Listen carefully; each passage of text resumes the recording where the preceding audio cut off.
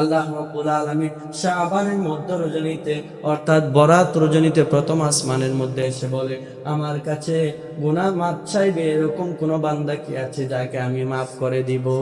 সুবহানাল্লাহ।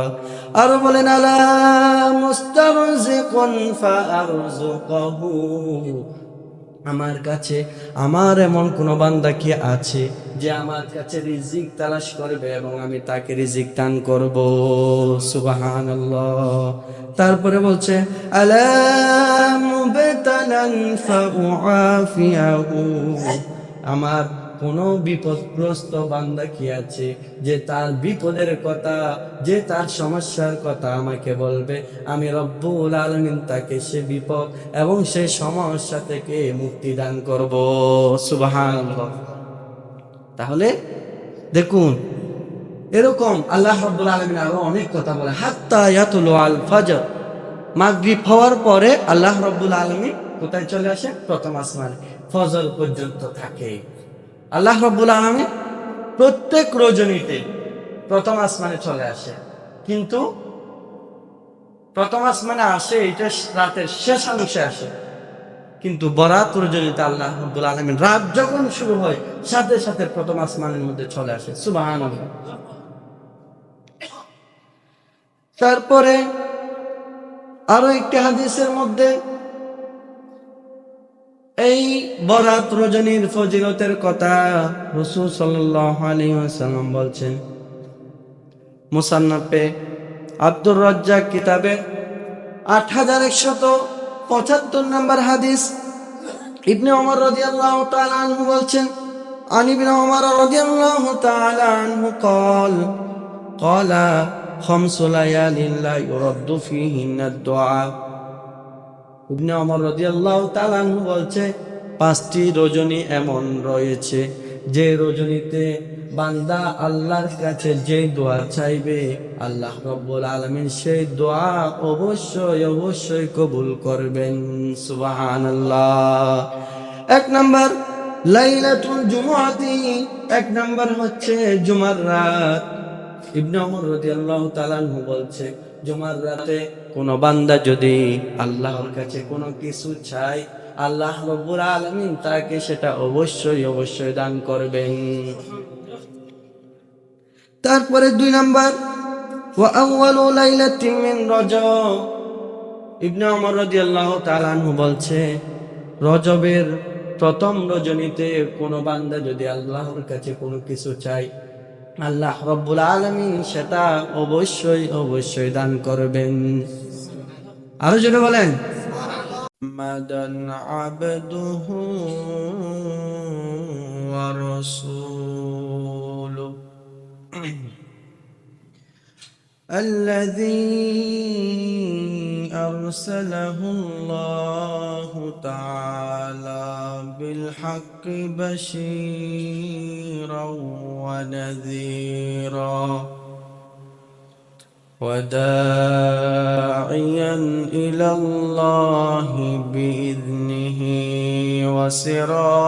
وسراجا منيرا. أما بعد فقد قال الله تعالى في كلامه المجيد وفي فرقانه الحميد. সকলে পড়ি আউযু বিল্লাহি মিনাশ শাইতানির রাজীম. বিসমিল্লাহির রহমানির রহিম. ইন্নাল্লাহা ওয়া ملائكته يصلون على النبي يا أيها الذين آمنوا صلوا عليه وسلموا تسليما اللهم سيدنا مولانا محمد وعلى آله مولانا محمد اللهم سيدنا مولانا محمد وعلى آله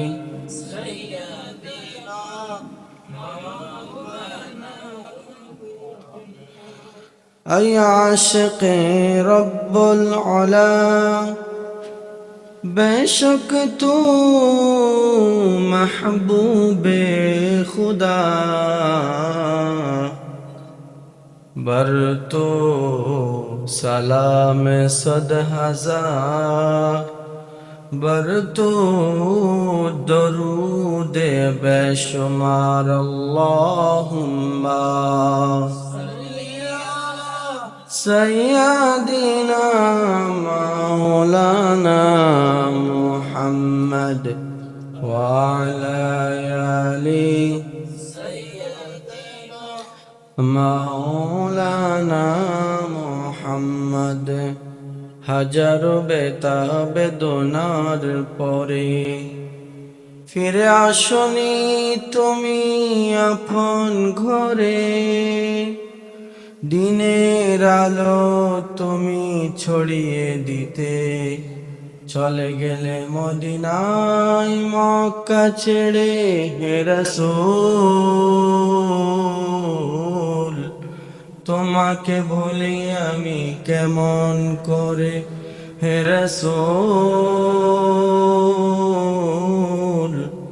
তোমাকে বলি আমি কেমন করে আল্লাহুম্মা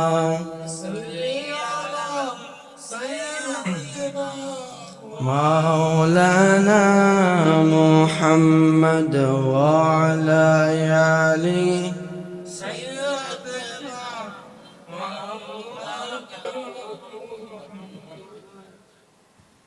উপস্থিত সমাগত মুসল্লিয়ানে কিরাম মুরব্বিয়ানে আযম পর্দার আড়ালে অবস্থানরতা শ্রদ্ধেয় মা ও বোনেরা এবং যুবক তরুণ ভাইয়েরা,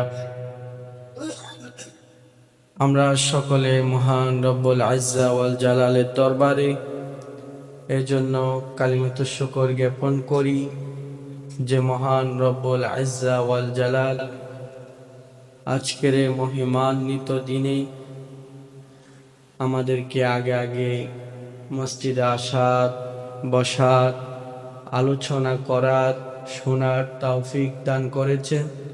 সেই রব্বুল ইজ্জা ওয়াল জালালের দরবারে আমরা অন্তরে অন্তঃস্থল থেকে উচ্চ কণ্ঠে শুকরিয়া জ্ঞাপন করি। সকলে বলি আলহামদুলিল্লাহ। রব্বানা লাকাল হামদ হামদান কাসীরান তাইয়িবান মুবারাকান ফীহ।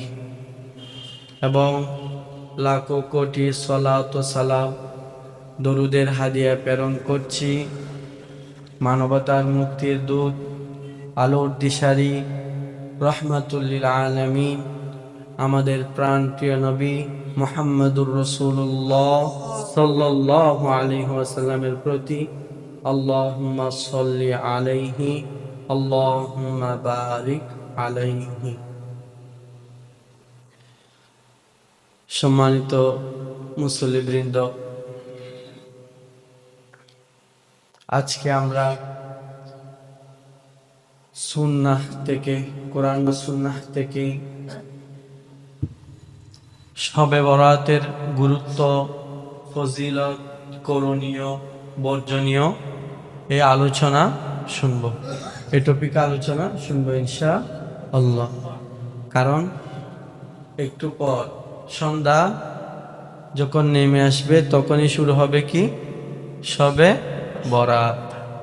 আচ্ছা, আপনারা যারা উপস্থিত হয়েছেন বলেন তো শবে বরাত এটা আছে কি নাই? আছেনি? শবে বরাত এটা আছে। তাহলে শবে বরাত নিয়ে বাড়াবাড়ি আছে না নাই বলেন তো? বাড়াবাড়ি আছে? ছাড়াছাড়ি আছে? ছাড়াছাড়ি আছে? ছাড়াছাড়ি কি আবার? ছাড়াছাড়ি হচ্ছে অনেকে শবে বরাতকে অস্বীকার করে, অনেকে বলে শবে বরাত নেই। তারা হচ্ছে কি করে? ছাড়াছাড়ি করে। শবে বরাত নিয়ে কি করে? ছাড়াছাড়ি করে। আরেক দল আছে যারা বাড়াবাড়ি করে। আমরা বাড়াবাড়িতে থাকবো? ছাড়াছাড়িতে?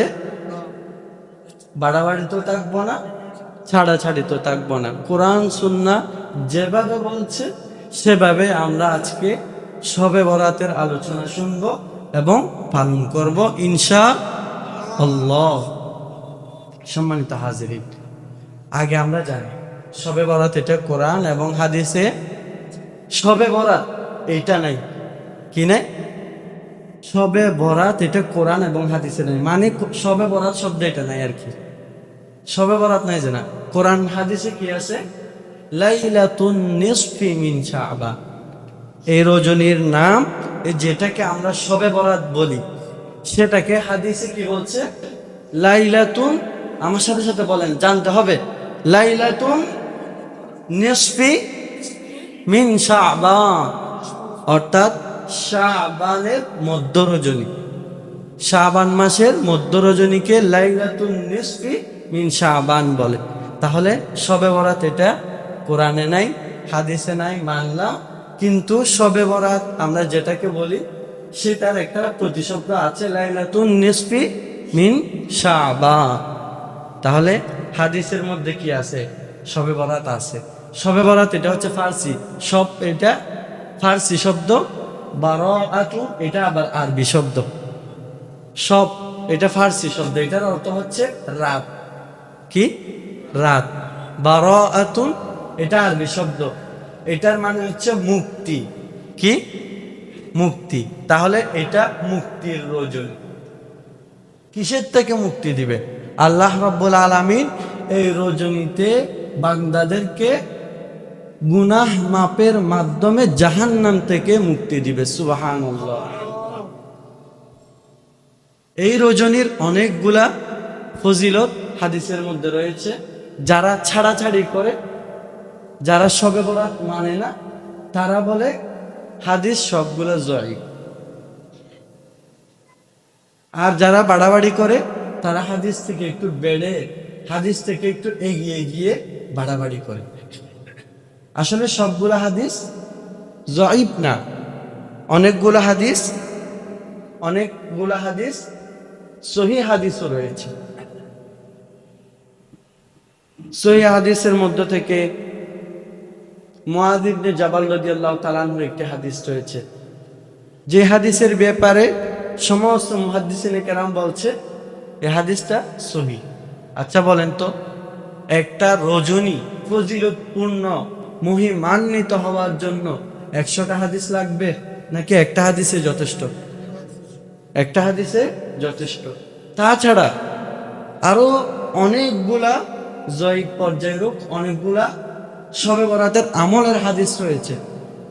সমস্ত মুহাদ্দিসিনে কেরামের মত হচ্ছে আমলের ক্ষেত্রে জয়ীফ হাদিসের উপর আমল করা যায়।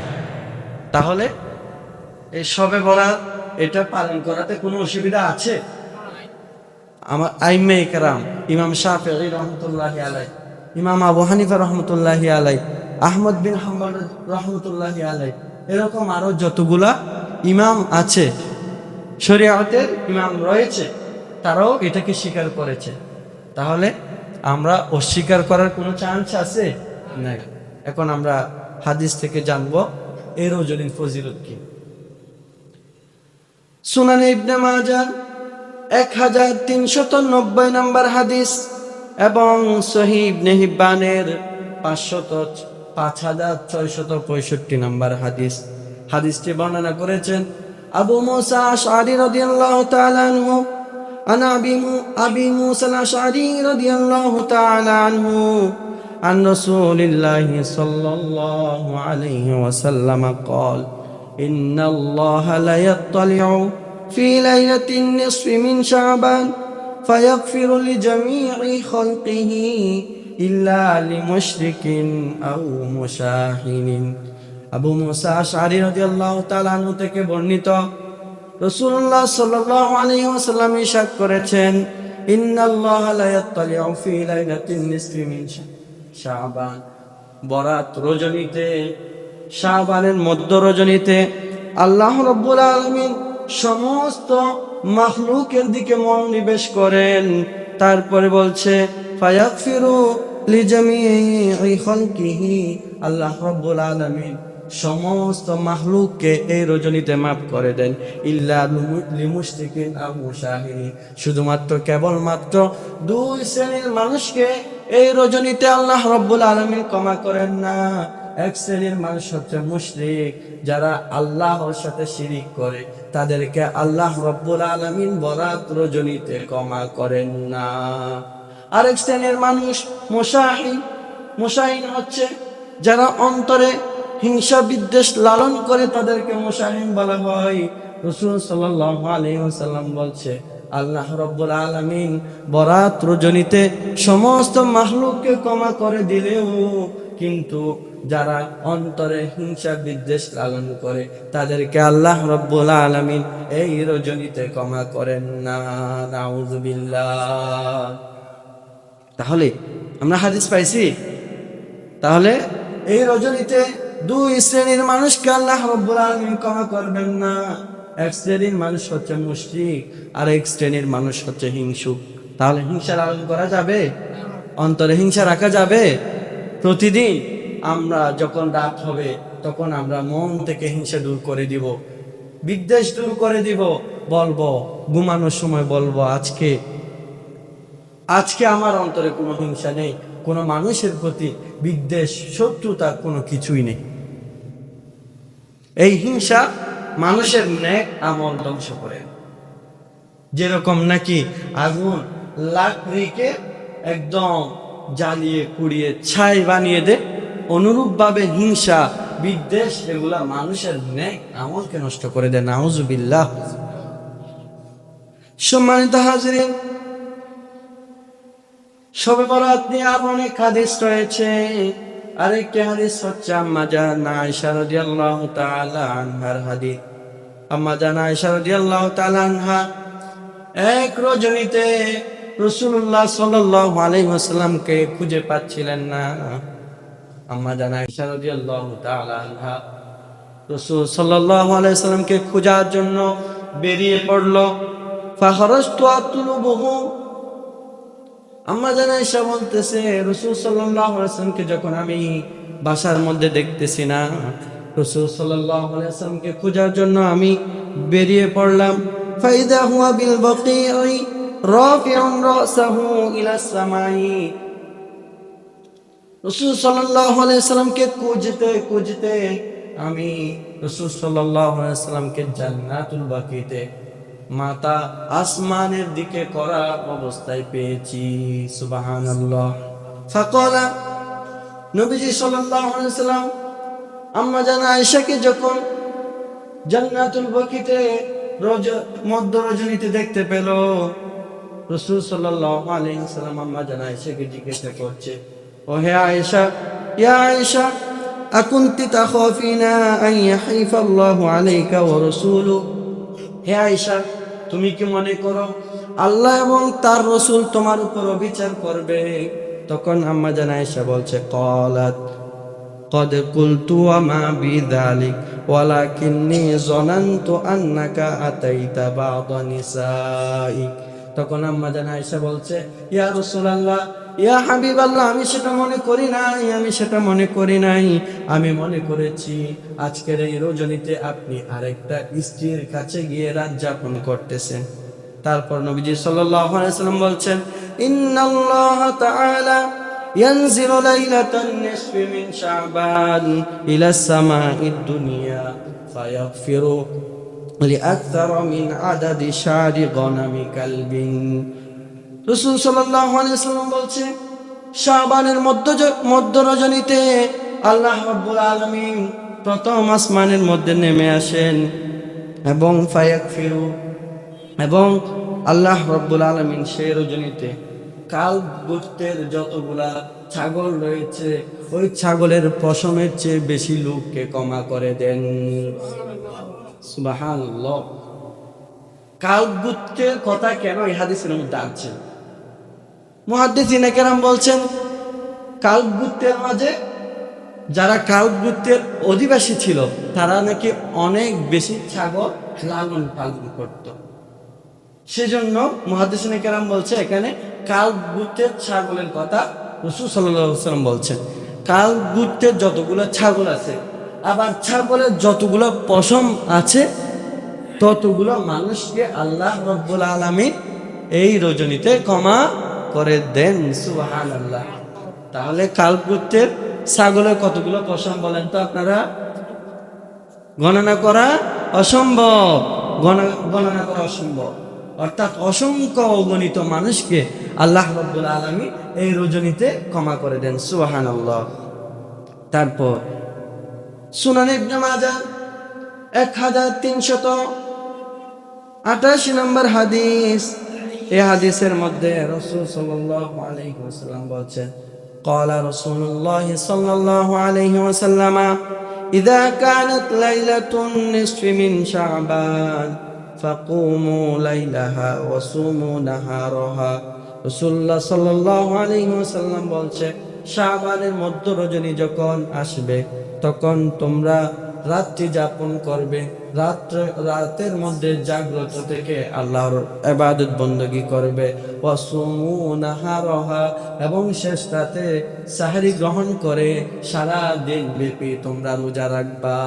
সুবহানাল্লাহ। ফাইন্নাল্লাহা ইয়ানজিলু ফিহা লিগুরুবিশ শামসি ইলা সামাঈদ দুনিয়া।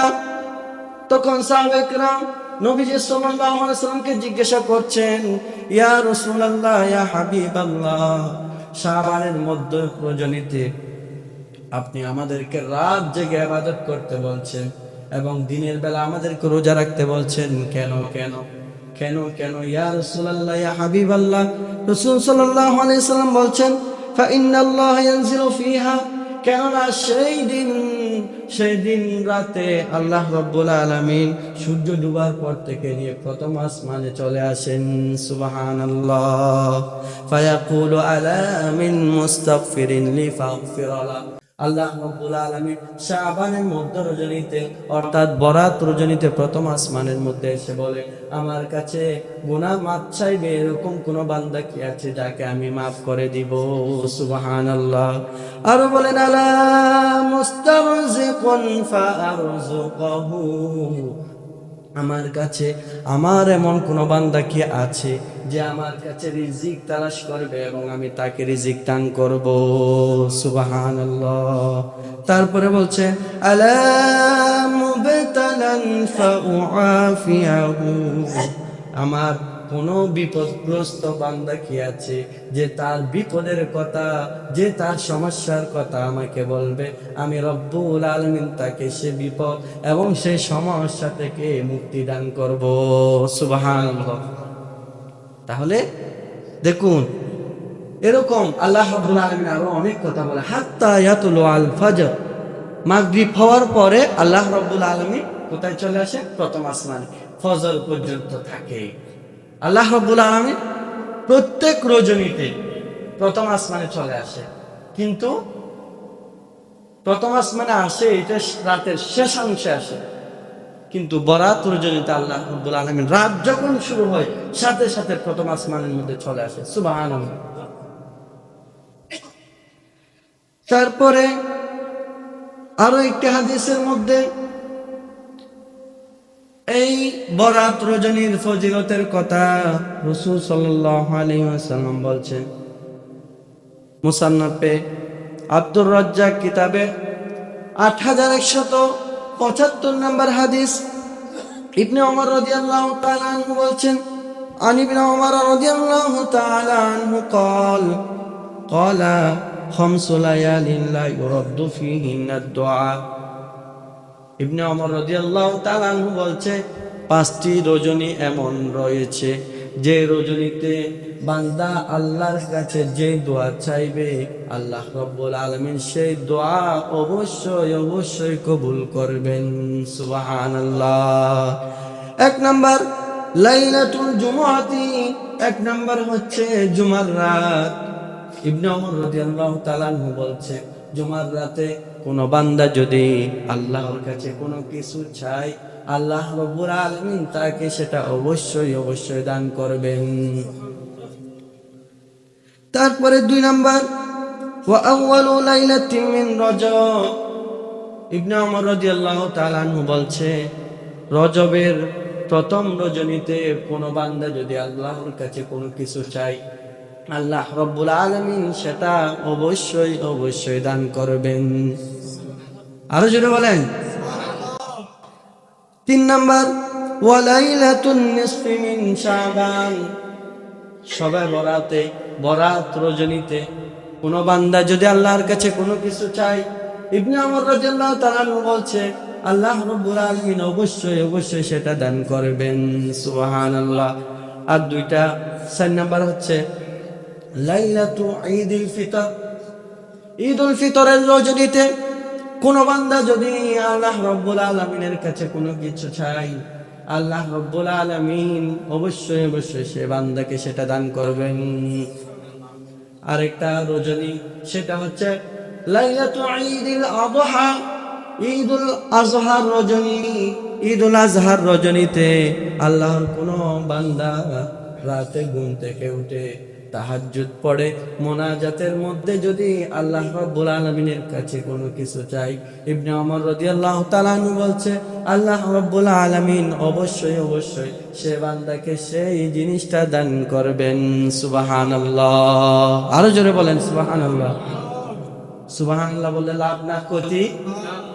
কি লাভ? কি বলে? রাসূলুল্লাহ সাল্লাল্লাহু আলাইহি ওয়াসাল্লাম বলছে, যে ব্যক্তি জমিনের মধ্যে একবার সুবহানাল্লাহ বলবে আল্লাহ রাব্বুল আলামিন তার জন্য জান্নাতে একটা গাছ রোপণ করে দিবে। তাহলে ক্ষতি নাই। সেজন্য সুবহানাল্লাহ, আল্লাহু আকবার, আলহামদুলিল্লাহ এগুলো বলবেন। এগুলো বললে সওয়াব আছে। ঠিক কিনা? ঠিক। এগুলো বললে কিন্তু কি নাই? সওয়াব নেই। আমি ঠিক ঠিক বললে সারাদিন বললেও কোনো সওয়াব হবে, কিন্তু আলহামদুলিল্লাহ বললে সওয়াব হবে না। সুবহানাল্লাহ বললে, তাকবীর দিলে সওয়াব হবে না। কারণ তাকবীর দেওয়ার কথা আল্লাহ রাব্বুল আলামিন কোরআনে কারীমের মধ্যে বলছে, ওয়া রাব্বাকা ফাকাব্বির, তোমার রবের নামে তোমরা তাকবীর দাও। তাকবীর দিলে লাভ আছে না নাই? আছে। এটা কোরআনের আনুগত্য হয় তাকবীর দিলে। নামাজের মধ্যে তাকবীর দিতে হয় না? তাহলে তাকবীরের বিরোধিতা করা যাবে? যারা তাকবীর দেয় আমরা তাদের সাথে থাকবো ইনশাআল্লাহ। সম্মানিত হাজিরিন, তাহলে আমরা অনেকগুলো হাদিস থেকে এখন শবে বরাতের ফজিলত সম্পর্কে জানছি। এই শবে বরাতের ফজিলত নিয়ে আরো অনেকগুলো হাদিস রয়েছে এবং সেই রাতে আমাদের কি আমল করতে হবে এবং আল্লাহ রাব্বুল আলামিন কাদেরকে ক্ষমা করেন না সেগুলো রয়েছে।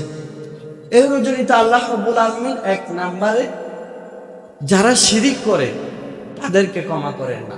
শিরিক কি?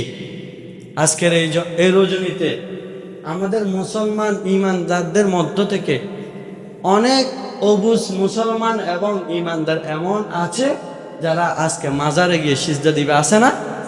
আছে? আওয়াজ এত ছোট কেন? আপনারাও মনে হয় সে দলের নি না। মাজারে সিজদা দেওয়া যাবে? সিজদার মালিক একজন, তিনি কে? আল্লাহ। সিজদা দিবে একজনকে, তিনি কে? আল্লাহ। আল্লাহ ছাড়া আর কারো কাছে মাথা নত করা যাবে না। আল্লাহ রাব্বুল আলামিনকে শুধুমাত্র আমরা সিজদা দিব। আল্লাহ রাব্বুল আলামিন বলছে ওয়াসজুদ ওয়াকতারিব, তোমরা সিজদা দাও এবং আমার নিকটবর্তী হয়ে যাও। সুবহানাল্লাহ। সিজদা যখন বান্দা বলে সিজদার মধ্যে চলে যায় তখন আল্লাহ এবং বান্দার মাঝে আর কোনো পর্দা থাকে না। সুবহানাল্লাহ। কোনো পর্দা থাকে না, তখন আল্লাহ এবং বান্দার মাঝে সরাসরি কথোপকথন চলে। সুবহানাল্লাহ। সেজন্য আমরা শিরিক করব না, সব সময় একজন সত্তাকে খুশি করার জন্য সেজদা দিব, তিনি কে? আল্লাহ। তা এক নম্বরে আজকের এই রজনীতে যারা শিরিক করে তাদেরকে আল্লাহ রাব্বুল আলামিন ক্ষমা করবেন।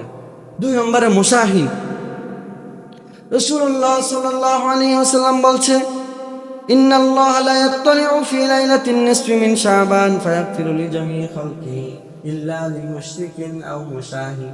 এক শ্রেণীর মানুষ হচ্ছে মুশরিক, যারা শিরিক করে আল্লাহ রাব্বুল আলামিন আজকের এই রজনীতে তাদেরকে ক্ষমা করবেন না। আরেক শ্রেণীর মানুষ হচ্ছে যারা অন্তরে বিদ্বেষ লালন করে, হিংসা লালন করে, আল্লাহ রাব্বুল আলামিন তাদেরকে আজকে রজনীতে ক্ষমা করবেন না। তাহলে অন্তরে হিংসা রাখবো আমরা? রাখবো না। মুসলমান, ইসলাম মানেই হচ্ছে ভালোবাসা। আদ-দীনু আন-নাসিহা। একজন মানুষ যখন ইসলামের মধ্যে অনুপ্রবেশ করে তখন আমি মুসলমান হিসাবে আমার জন্য কর্তব্য হয়ে পড়ে তার কল্যাণ কামনা করা। তার কি করা? কল্যাণ কামনা করা। সেজন্য আমরা 5 ওয়াক্ত নামাজে আমরা অপর মুসলমান ভাইয়ের জন্য দোয়া করি। ওয়া আলা ইবাদিল্লাহিস সালিহিন, তাশাহুদের মধ্যে আছে না? আমরা সেজন্য মুসলমানের অন্তরে ভালোবাসা থাকতে হয়, সেজন্য আমরা 5 ওয়াক্ত নামাজে মুসলমান ভাইদের জন্য দোয়া করে থাকি। সম্মানিত হাজরিন, তাহলে 1 নাম্বার কাদেরকে ক্ষমা করবেন না? যারা শিরক করে তাদেরকে ক্ষমা করবেন না। 2 নম্বর, যাদের অন্তরে হিংসা রয়েছে তাদেরকে আল্লাহ রাব্বুল আলামিন ক্ষমা করবে না। 3 নাম্বার, যাদেরকে ক্ষমা করবে না তারা হচ্ছে যারা অহংকার বশত টাকনুর নিচে কাপড় পরিধান করে। এরকম অনেক মানুষ আছে না, টাকনুর নিচে কাপড় পরে। টাকনুর নিচে কাপড় পরা যাবে? রাসূল সাল্লাল্লাহু আলাইহি ওয়াসাল্লাম বলছে, যারা টাকনুর নিচে কাপড় পরে তাদেরকে আল্লাহ রাব্বুল আলামিন বরাত রজনীতে, শবে বরাতে ক্ষমা করবেন না। حدثنا بشر بن محمد أخبرنا عبيد الله أخبرنا يونس عن الزهري أخبرني سالم أن ابن عمر حدثه أن النبي صلى الله عليه وسلم قال بينما رجل يجر إزاره من الخيلاء خسف به فهو يتجلجل في الأرض إلى يوم القيامة. رسول الله صلى الله عليه وسلم বলছে, এক ব্যক্তি গর্ব অহংকারের সাথে লুঙ্গি টাকনুর নিচে ঝুলে পথ চলছিল, তারপরে খুসিফা বিহি, এই অবস্থায় তাকে আল্লাহ রাব্বুল আলামিন জমিনের মধ্যে দোষিয়ে দিয়েছিল। নাউযুবিল্লাহ। তারপরে নবীজি সাল্লাল্লাহু আলাইহি ওয়াসাল্লাম ইয়াতাজালজালু ফিল আরদি ইলা ইয়াউমিল কিয়ামা, এভাবে কিয়ামত পর্যন্ত সময় ওই ব্যক্তি মাটির নিচে যাইতে থাকবে। নাউযুবিল্লাহ। তাহলে টাকনুর নিচে কাপড় পরা যাবে? রাসূল সাল্লাল্লাহু আলাইহি ওয়াসাল্লামের যুগে একজন ব্যক্তি ছিল যে টাকনুর নিচে কাপড় পরছিল, সেই কারণে আল্লাহ রাব্বুল আলামিন তাকে জমিনের মধ্যে দোষিয়ে দিয়েছিল। নবীজি আরো বলছে কিয়ামত পর্যন্ত সে নিচে যাইতে থাকবে। সেজন্য কাপড় যখন সেলাবেন টাকনুর উপরে যাতে থাকে, সেজন্য খেয়াল করে সেলাবেন যাতে আমাদেরকে এই শাস্তির সম্মুখীন না হতে হয়। আর তাছাড়া টাকনুর নিচে কাপড় পরিধান করলে আল্লাহ রাব্বুল আলামিন বরাত রজনীতে, শবে বরাতে ক্ষমা করবেন না। 4 নাম্বার, যার অন্তরে অহংকার রয়েছে আল্লাহ রাব্বুল আলামিন তাকেও বরাত রজনীতে ক্ষমা করবেন না। এবং যার অন্তরের মধ্যে সরিষা পরিমাণ অহংকার রয়েছে সে জান্নাতেও প্রবেশ করতে পারবে না। নাউযুবিল্লাহ। রাসূলুল্লাহ সাল্লাল্লাহু আলাইহি ওয়াসাল্লাম বলছেন, লা ইয়াদখুলুল জান্নাতা মান কানা ফি কলবিহি মিসকালু যাররাতিন মিন কিবির। রাসূল সাল্লাল্লাহু আলাইহি ওয়াসাল্লাম বলছেন, যে ব্যক্তির অন্তরে সরিষা দানা পরিমাণ অহংকার থাকবে সে ব্যক্তিকে আল্লাহ রাব্বুল আলামিন জান্নাতে অনুপ্রবেশ করাবেন না। ক্বালা রাজুলুন, এক ব্যক্তি রাসূল সাল্লাল্লাহু আলাইহি ওয়াসাল্লামকে জিজ্ঞাসা করছে, ইন্নার রাজুলা ইউহিব্বু আন ইয়াকুনা থাওবুহু হাসানা ওয়া না'লুহু হাসানা। একজন ব্যক্তি রাসূল সাল্লাল্লাহু আলাইহি ওয়াসাল্লামকে জিজ্ঞাসা করছে, এক ব্যক্তি পছন্দ করে সে তার কাপড়টা সুন্দর হবে, তার জুতাগুলো সুন্দর হবে। সেই সুন্দর কাপড় পরিধান করার কারণে সে কি অহংকারী হবে। তখন নবীজি সাল্লাল্লাহু আলাইহি ওয়াসাল্লাম বলছে, ইন্নাল্লাহা জামিলুন ইউহিব্বুল জামাল।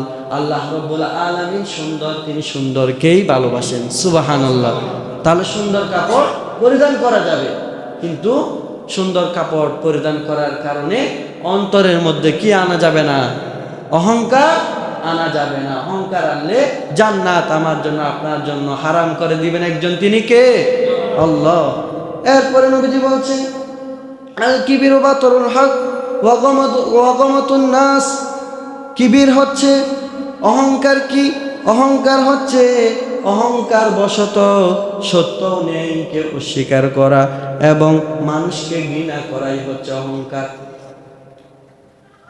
4 নম্বরে, আজকের এই রজনীতে যাদেরকে ক্ষমা করবেন না তাদের থেকে একজন হচ্ছে যারা মদ পান করে, তাদেরকে আল্লাহ রব্বুল আলামিন বরাত রজনীতে ক্ষমা করবেন না। নাউজুবিল্লাহ। মদ হারাম করেছেন কে? আল্লাহ। মদ হারাম হওয়ার ব্যাপারে সুস্পষ্ট কোরআনের আয়াত রয়েছে, হাদিসও রয়েছে। সেজন্য যারা মদ পান করে আল্লাহ রব্বুল আলামিন বরাত রজনীতে তাদেরকে ক্ষমা করবেন না।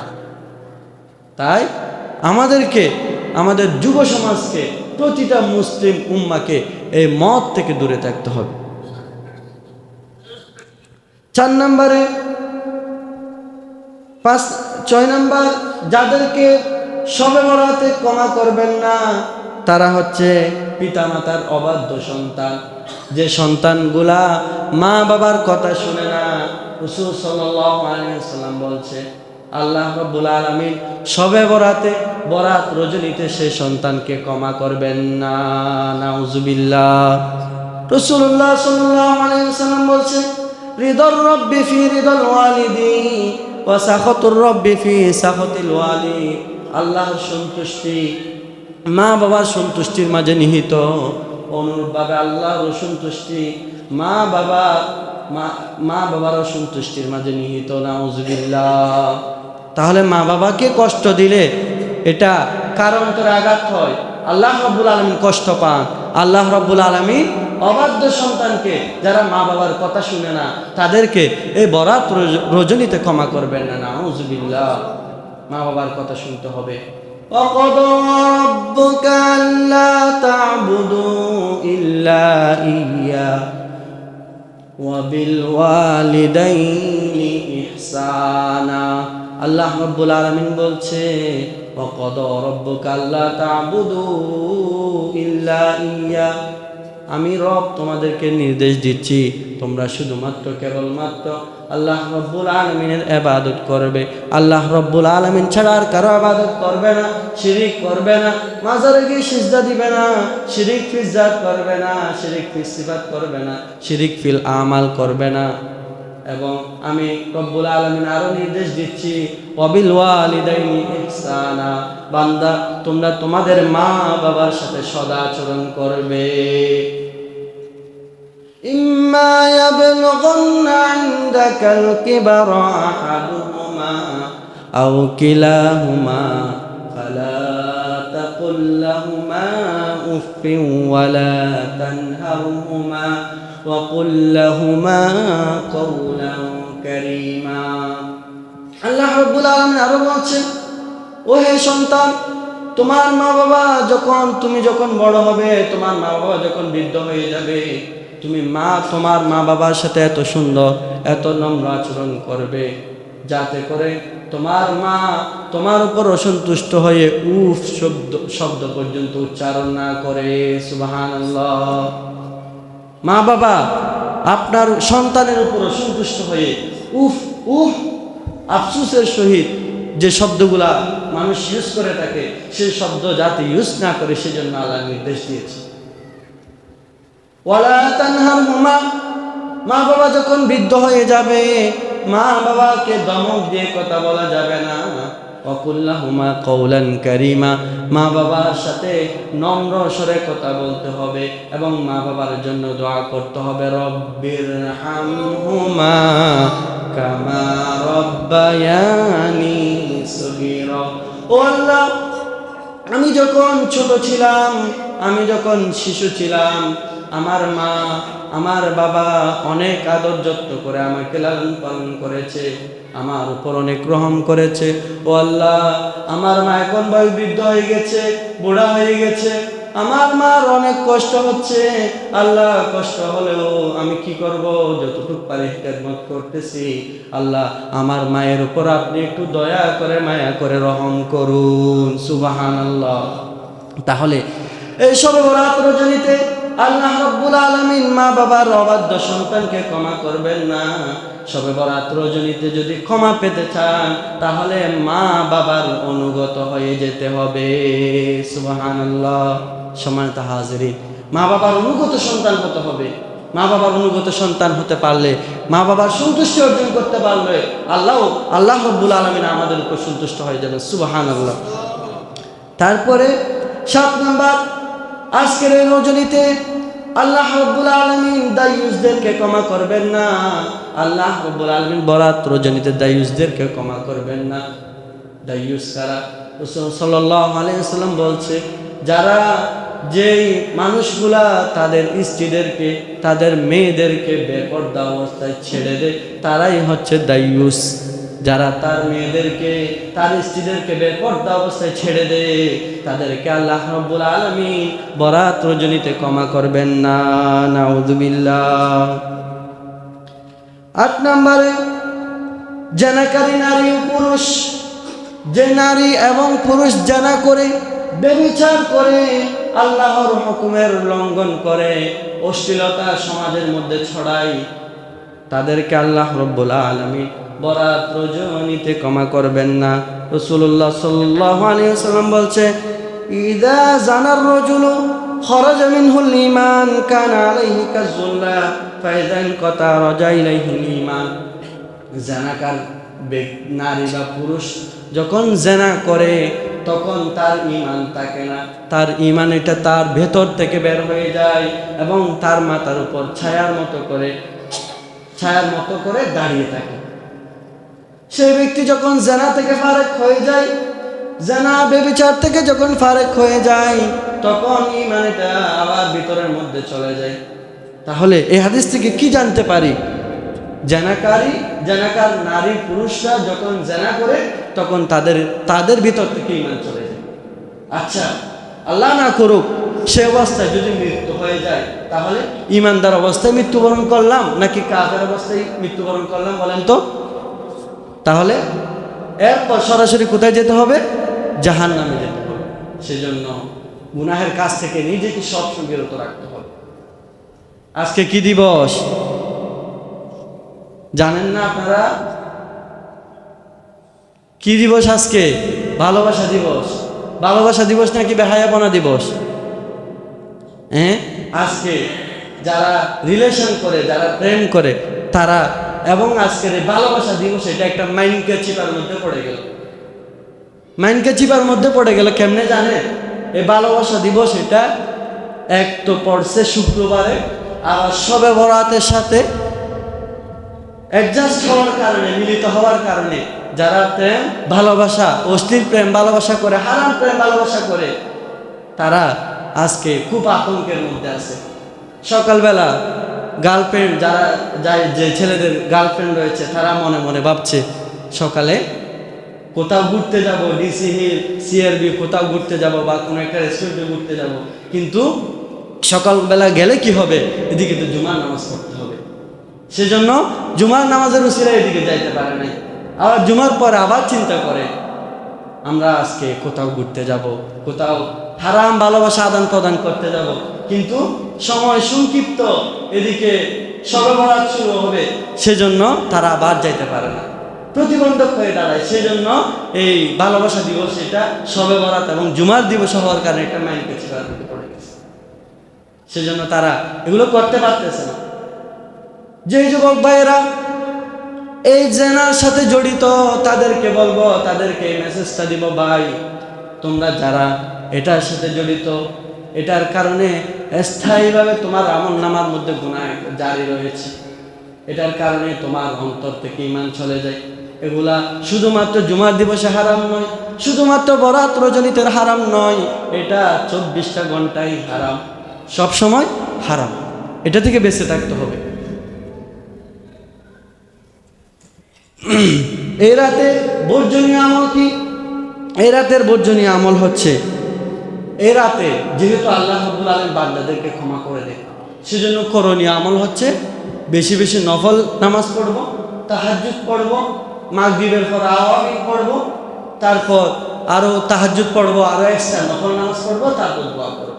কিন্তু অনেকগুলো বইয়ে দেখা যায়, এগুলো হাদিসের কিতাব নয়, এমনি বই, বাজারের কতগুলো বই, এখানে দেখা যায় সবে কদরের নামাজ 12 রাকাত, আবার সবে বরাতের নামাজ 100 রাকাত, 100 রাকাত এগুলো আবার 3 বার কুল হুয়াল্লাহ দিয়ে পড়তে হবে, আবার এইরকম একটা নিয়ত করতে হবে, নানান কিছু রয়েছে। ভাই, ইসলাম এটা সহজ, এটাকে সহজ রাখেন, কঠিন বানায় না। ইসলাম বলছে নফল ইবাদত আপনি সাধ্যের মধ্যে করবেন। এখন 100 রাকাত সবে বরাতের নামাজ কোনো একটা মুরব্বী যে চেয়ারে নামাজ পড়তেছে, তাদেরকে যদি পড়তে দেওয়া হয়, তারা পড়তে পারবে? পারবে না। ইসলাম এটা সহজ, যতটা পারবে ততটা পড়বে। মেইন হচ্ছে ফরজ নামাজ। ফরজ নামাজ এটাকে জামাত সহকারে আদায় করবে, এরপরে আওয়াবিন করবে, আবার তাহাজ্জুদের নামাজ পড়বে, তারপর আল্লাহর কাছে দোয়া করবে, কোরআন তেলাওয়াত করবে, জিকির আজকার করবে, আর কবর জিয়ারত করবে। রাসূল সাল্লাল্লাহু আলাইহি সাল্লাম একটু আগে হাদিসে বলছি না, আজকের এই রজনীতে কোথায় গিয়েছিল? জান্নাতুল বাকিতে। কি জন্য গিয়েছিল? সেখানে জান্নাতুল বাকিতে গিয়ে রাসূল সাল্লাল্লাহু আলাইহি সাল্লাম দোয়া করতেছে। তাহলে সেই হাদিস থেকে কবর জিয়ারত সেটা পাওয়া যায়, কিন্তু সেটাকে আবশ্যক করা যাবে না। জান্নাতুল বাকিতে সেদিন রাসূল সাল্লাল্লাহু আলাইহি সাল্লাম যে কবর জিয়ারতে গেছে, আমাদের আয়েশা জানতো না। সেখানে গিয়ে দেখতেছে সেটা কবর জিয়ারত করা সেটা যদি আবশ্যক হতো, রাসূল সাল্লাল্লাহু আলাইহি সাল্লাম আমাদের আয়েশাকে আগে জানাতো, সাহাবায়ে কেরামদেরকেও জানাতো। এরপরে আরো যতগুলো বছর আসছে, রসুলের জীবাদ্দশায় রাসূল সাল্লাল্লাহু আলাইহি ওয়াসাল্লাম সাহাবায়ে কেরামদেরকে বলে নাই যে শবে বরাত আসলে তোমরা কবর জিয়ারত এটাকে ফরজ করে নিও, এটা বলে নাই। সেখান থেকে বোঝা যায় এটা ফরজ নয়, করা যাবে, আবশ্যক করে নেওয়া যাবে না। আমরা রাসূল সাল্লাল্লাহু আলাইহি ওয়াসাল্লাম যেহেতু কবর জিয়ারত করেছে, আমরা কবর জিয়ারত করব। কবর জিয়ারত করলে মৃত্যুর কথা স্মরণ হয়। এই যে আমার বাপ দাদা যেগুলো আমাদের চেয়ে অনেক প্রভাব প্রতিপত্তিশালী ছিল, তারা এখন 3.5 হাত মাটির নিচে শায়িত আছে, এগুলো চিন্তা করে করে আমার মাঝে একটা মৃত্যুর ভাবনা চলে আসে। সেজন্য রাসূল বলছে কবর জিয়ারত।